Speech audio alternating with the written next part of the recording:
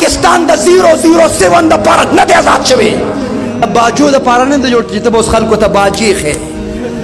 دا د باجو د پاره نه دی جوړ ته اوس لګې خلکو ته باجی خې. میری جسم میری مرضی د پاره نه دی آزاد شوی. هغه په سیکل باندې لاړ، اوس د سیکل په کیرل باندې بوره ډکه راوړم. ما ورته چې مې ملک څه چل دی وکړه؟ ما ته و چې هغه سړی مې د په پاو کې وواو. ما یې څنګه د په پاو کې وواو؟ ما ته ورور وایي سړی مې د په پاو کې وواو. وایي ما وله 500 روپۍ ورکړي چې مالټې راکړه. ما د 500 روپو تا بورې ډکه راوړه، دا کوم دور دی؟ هغه چې ما ته وایي هغه راله هغه ټوله ګاډۍ په دې بورې کې واچوله چې څومره مال ورسره و.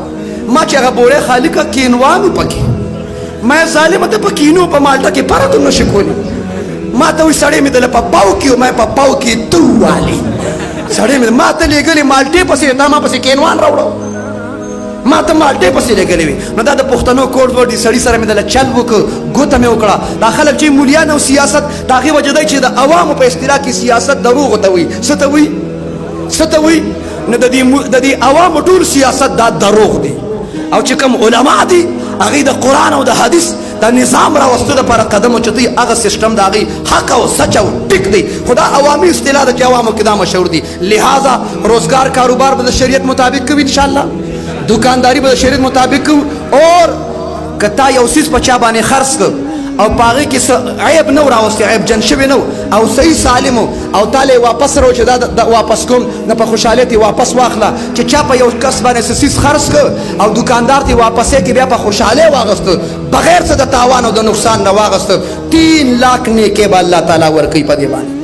ځان له د آخرت مخې ته کېدو. روزګار به د شریعت مطابق کوو، کاروبار به د شریعت مطابق کوو، د غریبانو خیال به ساتو، مستقل صدقات به کوو. هر تاجر له پکار دی په خپل کمای کې صدقه کوه.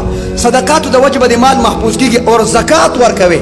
علمي دا ده د زکات په پیسو باندې خلک خیرات وکړي او خلکو ته وایي راشئ خیرات هم کړي. خیرات ځان له جدا حکم دی، د زکات جدا حکم دی.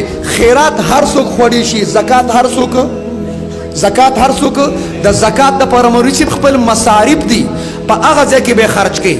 دې وجې نه د زکات پیسو باندې خیرات مه کوو. د زکات پیسو کې تملیک شرط دی، دا به ورکې فقیر ته، مسکین ته.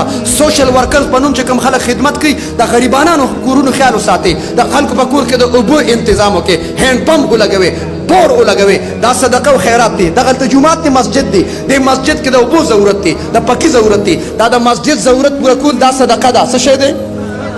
او پښتنو یو شوق پوره کول دي. شوق